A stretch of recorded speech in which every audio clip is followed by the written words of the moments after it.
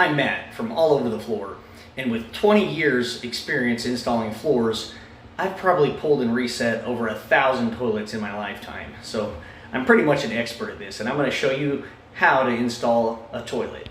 We've already removed the bolts, which can be a challenge. Sometimes you'll have to use a metal cutting wheel on a grinder to cut through those metal bolts to get the old bolts out of place. I've put a rag into the hole to keep all that gas from coming up, and we don't want that sewage gas into our house. Don't make the mistake of buying this cheap wax ring and thinking you're going to save money. What you're going to do is end up with water escaping into your floor. So we've got the extra thick wax ring. I always use it, and it's got this little rubber flange, and it will channel all the water from the toilet down into your drain to make sure your water gets where it goes. If your new toilet comes with metal bolts, I suggest you throw them in the trash. I always use a plastic bolt because it doesn't rust. Maybe you recall looking at the bottom of toilets in the past and you'll see all the rust around the bottom of the toilet, and these are always able to be removed very easily. And these are only 75 cents at a plumbing supply shop, and these, if you buy them, are usually $2.99, so they cost more and they're garbage. We're going to put our bolt into where it belongs.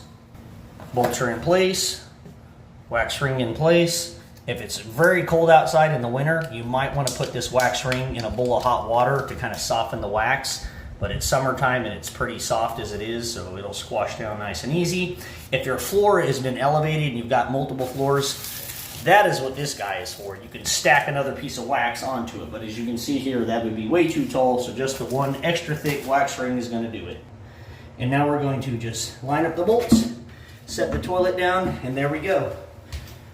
There's a little white cap thing that'll pop on here to hold your caps. I don't have that for right now, so we're just going to tighten the bolts. The nice thing about these plastic bolts too is if you over tighten them, you'll break the plastic before you break the porcelain.